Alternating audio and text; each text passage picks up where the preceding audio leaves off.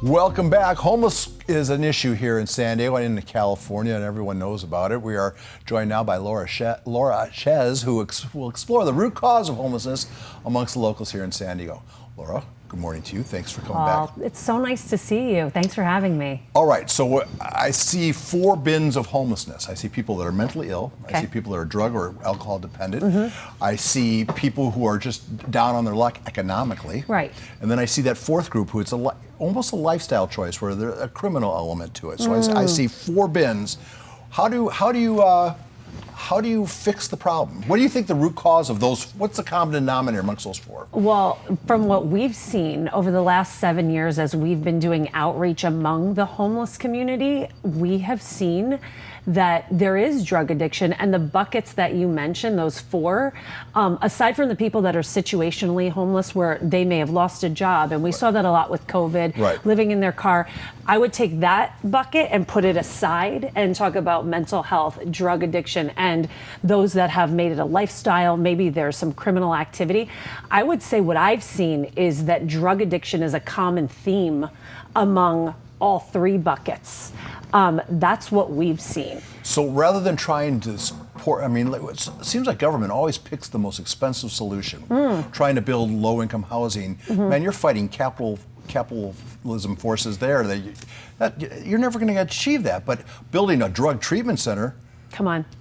I'm like, do you want to say it or do you want me to say it? Well, but I mean, that's the more economic way to go, because if you could get people off drugs and then you wouldn't have as many people living on the street. I was even looking at the cost of the initial safe camping site, and that's $2 million of money that has been invested from the site that in Golden Hill was open in June, and it closes in December. So it's like 6 months we'll have that safe camping site, $2 million to operate it.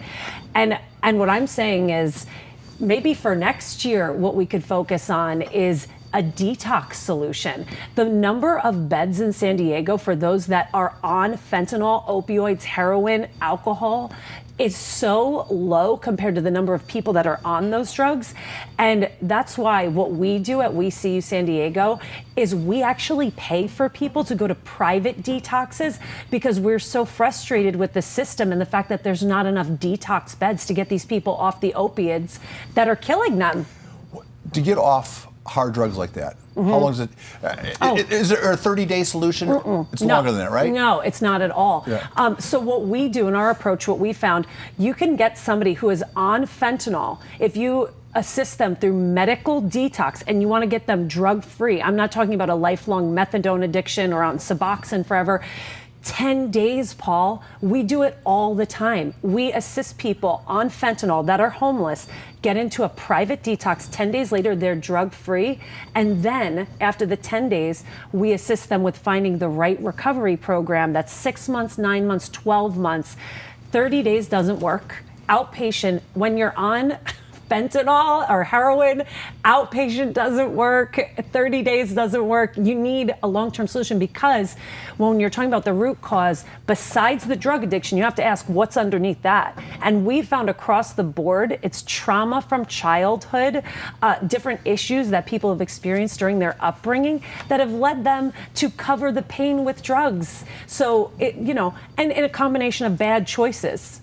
Well, 2 things from this conversation, because if you were able to do that, that would free up money for people who are suffering economic homelessness, and I'm all for helping them out, even more than we already are. Absolutely. And if we were getting more people off the streets through drug treatment and mental health treatment, there would be more money for the people who are the dream.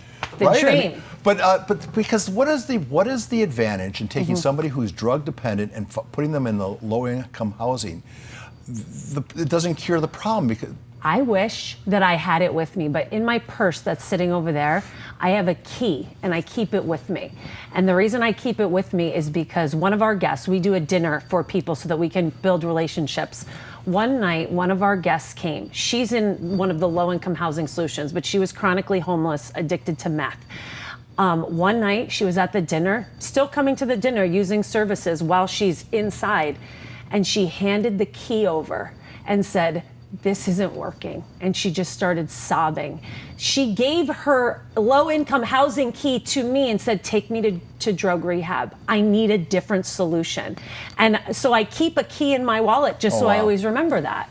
It's not the solution. Well, I hope some people hear this conversation, maybe open their eyes to it, because I don't think filling up a bunch of parking lots with tents is ever going to help. We want to give people a better life, not a better tent. All right. Yeah. Very cool, Laura.